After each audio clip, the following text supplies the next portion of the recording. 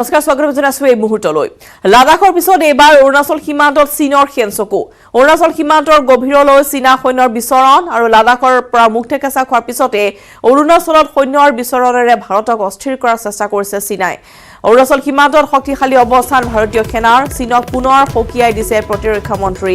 ৰাজনাথ সিঙে এলএচিৰ 20 কিলোমিটাৰ ভিতৰলৈ দেখা গৈছে চীনা সৈন্যৰ বিচৰণ বিগত কেইদিনত দুবাৰ গুলীচালনা হৈছে ভাৰত চীন সেনাৰ মাজত অৰুণাচল প্ৰদেশ সীমান্ত চীনে বৃদ্ধি কৰিছে সৈন্যৰ সঞ্চালন অৰুণাচলৰ আফাচিলা অঞ্চলত দেখা গৈছে চীনা সৈন্যৰ বিচৰণ ফিশ টেইল 2 এলেকাটো চীনা সৈন্যৰ বিচৰণ ফিংগাৰ 3 আৰু 4 এলেকাত চীনা সৈন্যৰ আগ্ৰাসন ফিংগাৰ 3 আৰু 4ত ভাৰতে বৃদ্ধি কৰিছে সেনাৰ সঞ্চালন লাডাখৰ পৰা অৰুণাচললৈ সীমান্তত সেনাৰ শক্তি বৃদ্ধি কৰিছে ভাৰতে আমি পুনৰবাৰ জনাও যে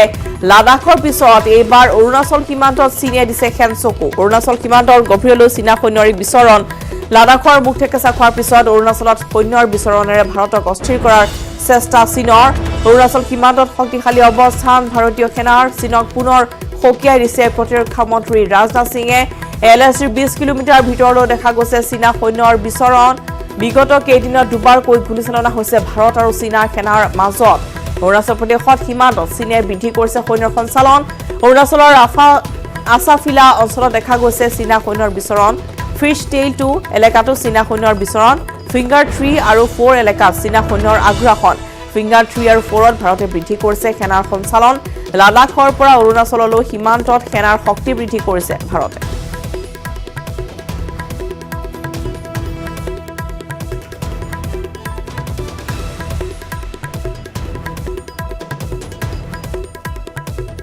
আৰু ভাৰত চীন সীমান্ত চীনা সৈন্যৰ আগ্ৰাসনক লৈ পুনৰবাৰ চীনক সকীয়াই দিছে প্ৰতিৰক্ষা মন্ত্ৰী ৰাজনাথ সিঙে সাৰ্বভৌমত্ব ৰক্ষাৰ বাবে ভাৰত যিকোনো পৰিস্থিতিৰ মুখামুখি হ'বলৈ সাজু বুলি ঘোষণা কৰি সীমান্তত অব্যাহত ৰখা আগ্ৰাসী কাম কাজৰ পৰা আঁতৰি থাকিবলৈ চীনা সৈন্যক সকীয়াই দিছে ৰাজনাথ সিঙে ভাৰত চীন সীমান্তক লৈ মঙলবাৰে সংসদত বিবৃতি দি চীনক সকীয়াই দিলে প্ৰতিৰক্ষা মন্ত্ৰীগৰাকীয়ে সীমান্তত শান্তি ৰক্ষাৰ বাবে একমত হোৱা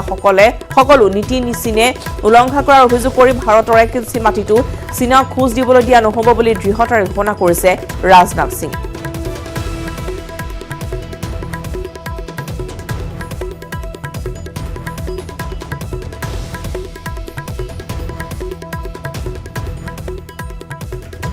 আৰু সমগ্ৰ বিষয়খনৰ ওপৰত আমাক অধিক জনাব আমাৰ সংবাদদাতা মিন্টু তামুলীয়া মিন্টু ইতিমধ্যে ভাৰত চীন সীমান্তত যেনেধৰণে দেখিবলৈ পোৱা গৈছে যে চীনা সৈন্যৰ আগ্ৰাসন যাক লৈ এতিয়া উদ্বিগ্ন হৈ পৰিছে কেন্দ্ৰীয় চৰকাৰ গতিকে কেনেধৰণৰ এতিয়া তাত ভাৰতীয় সেনাৰ সৈন্য সঞ্চালন বৃদ্ধি কৰা হৈছে কি জানিব পোৱা গৈছে আপুনি এতিয়া আছাফিলা এণ্ড আপোনাৰ ফিষ্টেল যোনটো কয় শ্বুটিং চেক্টৰ এণ্ড অলৰ ফিষ্টেল কয় শ্বুটিং চেক্টৰত 2 কিলোমিটাৰ কিমান 2.9 একেলগে নিৰ্মাণ কৰিছিল অ'কে দেন উই মুভ আমাৰ সেনা গৈ আৰু তেখেতসকলক বিস্ফোৰণ কৰি দিলো কিন্তু এতিয়া হৈ গ'ল চীনৰ মই অকল অৰুণাচল বুলি নহয় মই আপোনাক কৈ দিওঁ চীনৰ এতিয়া টেনশ্যন হৈ গ'ল নিয়ামা টেনজিং জিয়া শ্বহীদ হল যোন টিবেটিয়ান লোক হয় য'ত আমাৰ ভাৰতীয় সেনাত স্পেচিয়েল ফ্ৰণ্টিয়াৰ ফ'ৰ্চৰ বেটেলিয়ন আছে হেল্ল' হয় হয় তেনেকে আমাৰ লাডাখ স্কাউট আছে দ্বিতীয় ভাৰত ৱৰ্ল্ড ৱাৰত আমাৰ যেনেকুৱা আপোনাৰ অসম ৰাইফলে যেনেকে কাম কৰিছিল তেনেকুৱা চীনে এতিয়া ভয় খাই আছে কাৰণ কি আমি তাত চীনে এটা কথা কওঁ মই আপুনি যদি টাইম আছে যদি মোক দিয়ে যদি মোক আপোনাক ক'ব বিচাৰো চীনে টিবেটত এতিয়া dancing bar pop games and এইবোৰ ইউজ কৰি আছে তেখেতলোকৰ যোনটো বুদ্ধ ধৰ্মৰ সেইটো কালচাৰ চেঞ্জ কৰিবলৈ বিচাৰি আছে এতিয়াও and I have the proof মই ইমানো কৈ দিওঁ কিন্তু মই এটা সাংবাদিক ক'ব নোৱাৰো কিন্তু মই কওঁ তাত পপ ডেন্স এণ্ড ডিস্ক'ভাৰ টিবেটত কৰি আছে and Arunachal is located with Tibet, not China. Still it's Tibet. চীন কৰে মই এজন সাংবাদিক হৈ পেলাই মই কওঁ কি it's not a China it's a Tibet it's not a 1962 India it's 22 नया इंडिया है ये নতুন ইন্ডিয়া আমাৰ লগত ৰাফেল আছে আমাৰ লগত নিশ্চয় পূৰ্বতে আৰু দুবাৰকৈ গুলীচালনা হৈছিল গতিকে এনেদৰে যদি তেওঁলোকৰ আগ্ৰাসন বৃদ্ধি পাই থাকে তেতিয়াহ'লে পুনৰ যুদ্ধ হ'ব পাৰে সম্ভাৱনা আছে এতিয়া মিণ্টু বা গুলীচালনা হ'ব পাৰে সংঘৰ্ষ হ'ব পাৰে এতিয়া আপোনাক এটা কথা কম মানুহে এতিয়া আমি এটা নিউজ কৰিলে বাবা আগতে আমি আপুনি জানে মোৰ আইতাসকলে যেতিয়া কিবা এটা ট্ৰেইনিং কৰে সোঁ হাতৰ বা বাওঁ হাতত এটা চিন দিয়ে হয় না এছএছবি ট্ৰেইনিং লোৱাৰ পিছত সোঁ হাতে এটা চিন দিয়ে এই চিন এতিয়াও আছে বৰ্ডাৰ বাকীৰ লগত আৰু বৰ্ডাৰ কমিটিও আপোনাক ধন্যবাদ জনাইছো আৰু আমি দেখিবলৈ পাইছো যে পূৰ্বতেও দেখিবলৈ পোৱা গৈছে যে চীনক সকীয়াই দিয়াৰ পিছতো পুনৰ এতিয়া আগ্ৰাসী হৈ পৰিছে আৰু তাৰপিছতে এইবাৰ প্ৰতিৰক্ষা মন্ত্ৰী ৰাজনাথ সিঙে পুনৰ সকিয়নি প্ৰদান কৰিছে এলএচি এতিয়া 20 কিলোমিটাৰ ভিতৰলৈ চীনাখনৰ বিচৰণ দেখিবলৈ পোৱা গৈছে বিগত কেইদিনত দুবাৰকৈ গুলীচালনা হৈছে ভাৰত আৰু চীনা সেনাৰ মাজত এতিয়া গতিকে সৈন্য সঞ্চালন বৃদ্ধি কৰি দিয়া হৈছে অৰুণাচল প্ৰদেশ সীমান্ত চীনে বৃদ্ধি কৰিছে সৈন্য সঞ্চালন লগতে অৰুণাচলৰ আফাচিলা অঞ্চলত দেখিবলৈ পোৱা গৈছে চীনা সৈন্য বিচৰণ যাক লৈ এতিয়া কেন্দ্ৰীয় চৰকাৰ উদ্বিগ্ন হৈ পৰিছে আমি আগবাঢ়িছো ৰাজনাথ সিঙৰ মন্তব্য कई जगहों पर चाइना तथा भारत के बीच एलएसी परसेप्शंस में ओवरलैप है इन क्षेत्रों में तथा बॉर्डर के कुछ अन्य इलाकों में दूसरे समझौतों के आधार पर दोनों की सेनाएं फेस ऑफ आज की स्थिति का समाधान निकालती हैं जिससे कि शांति कायम हो हमने चाइना को डिप्लोमेटिक तथा मिलिट्री चैनल्स के माध्यम से यह अवगत करा दिया कि इस प्रकार की गतिविधियां स्टेटस को यूनिलेटरली बदलने का प्रयास है और यह भी साफ कर दिया गया कि ये प्रयास हमें किसी भी सूरत में मंजूर नहीं है इस वर्ष हाल की घटनाओं में चाइनीज फोर्सेस का वायलेंट कंडक्ट सभी म्यूचुअली एग्रीड नॉर्म्स का पूरी तरह से उल्लंघन है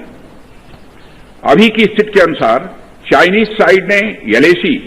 और अंदरूनी क्षेत्रों में बड़ी संख्या में सैनिक टुकड़ियां और गोला बारूद मोबिलाइज किया हुआ है मैं अपने चाइनीज काउंटर पार्ट से 4 सितंबर को मॉस्को में मिला और उनसे हमारी इन डेप्थ डिस्कशन भी हुई मैंने स्पष्ट तरीके से हमारी चिंताओं को चीनी पक्ष के सामने रखा जो उनकी बड़ी संख्या में ट्रूप्स की तैनाती और उनका एग्रेसिव बिहेवियर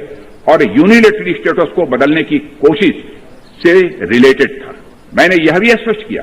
कि हम इस मुद्दे को शांतिपूर्ण ढंग से हल करना चाहते हैं और हम चाहते हैं कि चीनी पक्ष हमारे साथ मिलकर काम करे वहीं हमने अध्यक्ष महोदय यह भी स्पष्ट कर दिया कि हम भारत की सॉवरेंटी और टेरिटोरियल इंटीग्रिटी की रक्षा के लिए पूरी तरह से डिटरमिन्ड हैं बीते समय में भी चीन के साथ हमारे बॉर्डर एरियाज में लंबे स्टैंड ऑफ्स की स्थिति यह कई बार बनी है जिसका शांतिपूर्ण तरीके से समाधान भी किया गया था हालांकि इस वर्ष की स्थिति चाहे वो ट्रूप्स की स्केल ऑफ इन्वॉल्वमेंट हो या फ्रिक्शन पॉइंट्स की संख्या हो वह पहले से बहुत अलग है फिर भी हम मौजूदा स्थिति के शांतिपूर्ण समाधान के लिए पूरी तरह से कमिटेड हैं इसके साथ साथ मैं सदन को आश्वस्त करना चाहता हूं कि हम सभी परिस्थितियों से निपटने के लिए भी तैयार हैं ফলে অসমত দৈনিক সংহাৰী ৰূপ লৈছে কৰোনা ভাইৰাছে কৰোনা মহামাৰীৰ মৃত্যু সংখ্যা 5 শতাধিকৰ দিশে অসম বৰ্তমানলৈকে কৰোনা আক্ৰান্ত হৈ মৃত্যু 492 জনৰ 1,46,575 জনলৈ বৃদ্ধি পাইছে কৰোনা আক্ৰান্তৰ সংখ্যা বিগত 24 ঘণ্টা 2,409 জন কৰোনা আক্ৰান্ত চিনাক্ত হৈছে ইয়াৰে ভিতৰত গুৱাহাটীত 633 জন ডিব্ৰুগড়ত 201 জন যোৰহাটত 172 জন লখিমপুৰত 120 জন চিনাক্ত কৰোনাত আক্ৰান্ত শতকৰা হাৰ 7.35% বৃদ্ধি পাইছে বৰ্তমানলৈ আৰোগ্য লাভ কৰিছে 1,16,900 জনে চিকিৎসাধীন হৈ আছে 29,180 জনকৈ ৰোগী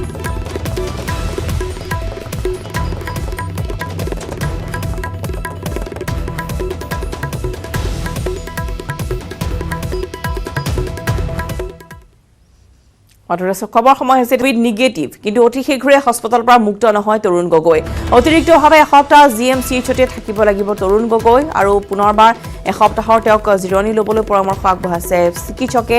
প্ৰাক্তন মুখ্যমন্ত্ৰী তৰুণ গগৈ কোভিড নিগেটিভ হৈছে বৰ্তমান কিন্তু তেওঁক অতি শীঘ্ৰে ঘৰলৈ যাবলৈ দিয়া নহয় হাস্পতালৰ পৰা মুক্ত নহয় এতিয়া তৰুণ গগৈ অতিৰিক্তভাৱে এটা সপ্তাহ আৰু জিএমচিএইচতে থাকিব লাগিব প্ৰাক্তন মুখ্যমন্ত্ৰীগৰাকী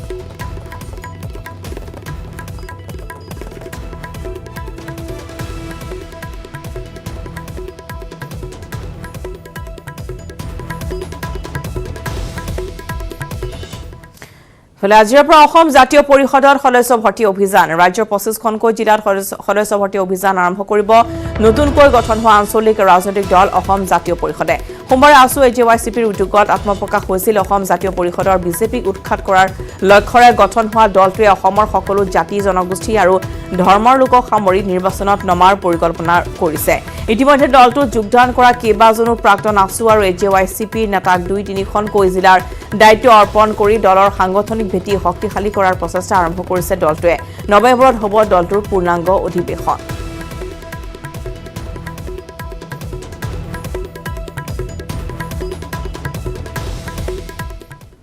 ফলে আগন্তুক 20 ছেপ্টেম্বৰলৈকে অপেক্ষা কৰিব কৃষক মুক্তি সংগ্ৰাম সমিতিয়ে সকলো আঞ্চলিক ৰাজনৈতিক দলক একগোট হ'বলৈ 20 ছেপ্টেম্বৰলৈ বাট চাব কৃষক মুক্তিয়ে 20 ছেপ্টেম্বৰলৈ কাৰো সঁহাৰি নাপালে নিজৰ ৰাজনৈতিক দল গঠনৰ প্ৰক্ৰিয়া আৰম্ভ কৰিব কৃষক মুক্তি সংগ্ৰাম সমিতিয়ে মঙলবাৰে অনুষ্ঠিত এখন সংবাদ মেলত পুনৰ আছু আৰু এজেৱাইচিপিক একগোট হ'বলৈ আহ্বান জনায় কৃষক মুক্তিয়ে জাতীয়তাবাদী শিবিৰে ঐক্যবদ্ধ হোৱাৰ ঐতিহাসিক সুযোগ হেৰুওৱা বুলি মন্তব্য কৰি কৃষক নেতা ভাস্কোদি শইকীয়াই ভাগ হৈ নতুন দলে আত্মপ্ৰকাশ কৰাৰ পিছতে বিজেপি আৰু আৰএছএছ এতিয়া অত্যন্ত সুখী হোৱা বুলিও কটাক্ষ ভাস্কোদি শইকীয়াৰ সকলো জাতীয়তাবাদী শক্তি একলগ হ'লে সহজে বিজেপি উৎখাত হ'লহেঁতেন বুলি মন্তব্য কৃষক নেতাগৰাকী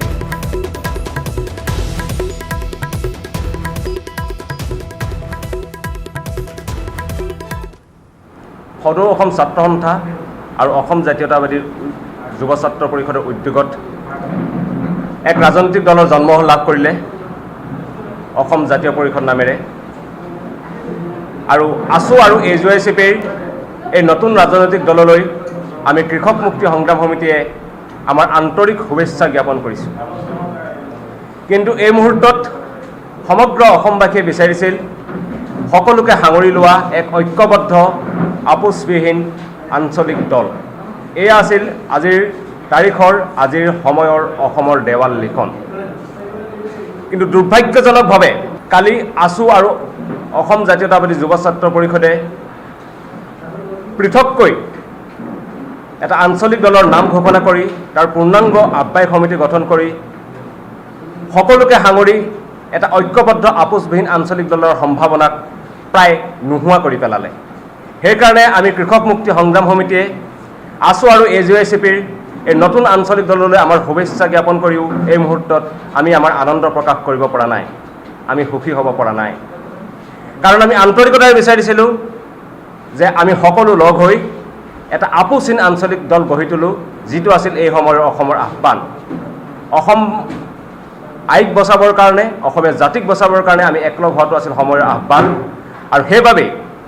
এই আহ্বান নহৈ সুকীয়াকৈ পৃথককৈ দল খোলাত আমি সুখী হ'ব পৰা নাই আমি আমাৰ শুভেচ্ছা জ্ঞাপন কৰিছোঁ আৰু আমি বিশ্বাস কৰিছোঁ যে সকলো শক্তি একলগ নহৈ সুকীয়াকৈ দল গঠন কৰাটো এই মুহূৰ্তৰ এক ঐতিহাসিক ভুল আৰু আমি যেতিয়া এই ঐতিহাসিক ভুলটো কৰিছোঁ তেতিয়া দেখা পাইছোঁ যে এই কথাটোত আটাইতকৈ সুখী হৈছে বিজেপি আৰু আৰএছএছ আৰু আমি যদি একলগ হ'লোহেঁতেন তেন্তে বিজেপি তেন্তে কংগ্ৰেছ আৰু AYDF অসমৰ ৰাজনীতিৰ পৰা ধূলিসাৎ হৈ গুচি গ'ল কিন্তু আজিৰ তাৰিখতো আমি কৃষক মুক্তি সংগ্ৰাম সমিতি আমাৰ স্থিতিত অটল আছোঁ আমি এতিয়াও এটা দল এখন প্ৰতীক এটা প্ৰতীকৰ কথাই স্থিতিত আমি অটল আছোঁ আমি এতিয়াও সংকল্পবদ্ধ যে কংগ্ৰেছ আৰু AYDFক বাদ দি সকলো কা বিৰোধী শক্তিক আমি একত্ৰিত কৰিম আৰু আমি অহা 20 ছেপ্টেম্বৰ তাৰিখলৈকে আছু এজেৱাইচিপি আৰু অসম জাতীয় পৰিষদৰ যি আহ্বায়ক মণ্ডলী গঠন কৰা হৈছে আহ্বায়ক মণ্ডলীৰ সঁহাৰিলৈ অপেক্ষা কৰিম 20 ছেপ্টেম্বৰলৈকে যদি আমি সঁহাৰি নাপাওঁ তেন্তে আমি কৃষক মুক্তি সংগ্ৰাম সমিতিয়ে সকলো জাতীয় জনগোষ্ঠীয় সংগঠন কা বিৰোধী ছাত্ৰ সমাজ কা বিৰোধী শিল্পী সমাজ কা বিৰোধী লেখক বুদ্ধিজীৱী সমাজ সকলোৰে লগত আলোচনাত মিলিত হ'ম আমি যদি অহা 20 তাৰিখলৈকে সঁহাৰি নাপাওঁ আমি কৃষক মুক্তি সংগ্ৰাম সমিতিয়ে আমাৰ নিজৰ যি প্ৰস্তাৱিত ৰাজনৈতিক দল সেই দল গঠনৰ প্ৰস্তুতিৰ কাম আমি আগবঢ়াম এজেপিলৈ শুভেচ্ছা অগপৰ সাংগঠনিক সম্পাদক মণিমাধৱ মহন্তৰ আছু এজেৱাইচিপিৰ অৰাজনৈতিক চৰিত্ৰলৈ শ্ৰদ্ধা আছে বুলি মন্তব্য কৰি ৰাজনৈতিক দলটোক ৰাজনৈতিকভাৱে গ্ৰহণ কৰিম বুলি মন্তব্য কৰিছে অগপ নেতাগৰাকীয়ে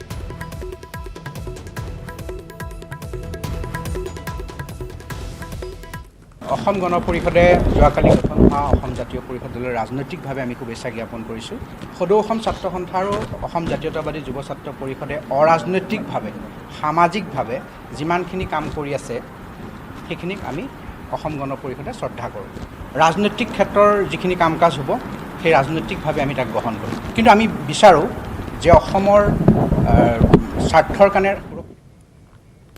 আৰু নতুন ৰাজনৈতিক দল সন্দৰ্ভত প্ৰতিক্ৰিয়া অভিনেত্ৰী বৰ্ষা ৰাণী বিষয়াৰ নিজে প্ৰত্যক্ষভাৱে ৰাজনীতিত জড়িত নাথাকে যদিও নৱগঠিত ৰাজনৈতিক দলটোক লৈ আশাবাদী অভিনেত্ৰীগৰাকী। আজি জাতীয় সংকট, গতিকে 2021 নিৰ্বাচন হ'ব জাতিৰ অগ্নি পৰীক্ষা। জাতিৰ অস্তিত্ব নিৰ্ভৰ কৰিব খিলঞ্জীয়া অসমীয়াৰ ওপৰত। জাতি ৰক্ষাৰ লক্ষ্যৰে গঠন হৈছে নতুন দলটো। এনেদৰে সাংবাদিকৰ আগত মন্তব্য কৰিলে কা আন্দোলনত অগ্ৰণী ভূমিকা লোৱা অভিনেত্ৰী বৰ্ষা ৰাণী বিষয়াই। উল্লেখ্য যে মঙলবাৰে গুৱাহাটী প্ৰেছ ক্লাবত জিগাম প্ৰডাকশ্যনৰ নিবেদিত অসমীয়া ৰোমান্টিক ভিডিঅ' গীত নীলাকৈ আকাশে মুকলি অনুষ্ঠানত উপস্থিত থাকি শেহতীয়া ৰাজনৈতিক প্ৰেক্ষাপট সন্দৰ্ভত মত প্ৰকাশ কৰে অভিনেত্ৰীগৰাকী।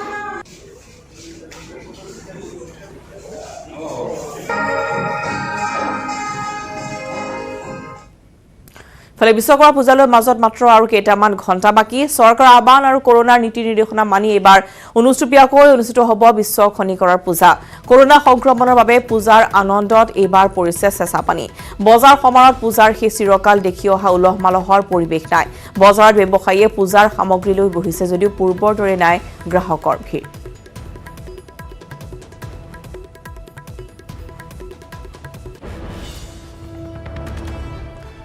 আমি জনাইছোঁ যে বিশ্বকৰ্মা পূজালৈ মাজত মাত্ৰ আৰু কেইটামান ঘণ্টাহে বাকী, কিন্তু পূৰ্বৰ দৰে এইবাৰ সেই উৎসাহ নাই, যিহেতু চৰকাৰৰ আহ্বান আৰু কৰোনাৰ নীতি নিৰ্দেশনা মানি চলিছে সকলোৱে। এইবাৰ অনুষ্টুপীয়াকৈহে আয়োজন কৰা হ'ব বিশ্ব খনিকৰ পূজা, যিহেতু চৰকাৰে জনাইছে যে আনুষ্ঠানিক যিসমূহ ৰীতি নীতি থাকে সেইসমূহে মানি চলিবলৈ, গতিকে বৈদিক ৰীতি নীতিৰে পূজা অনুষ্ঠিত হ'ব। কিন্তু পূৰ্বৰ দৰে এইবাৰ পূজাৰ আনন্দত পৰিছে চেঁচা পানী। বজাৰ সমাৰতো গ্ৰাহকৰ সেই ভিৰ পৰিলক্ষিত হোৱা নাই এইবাৰ।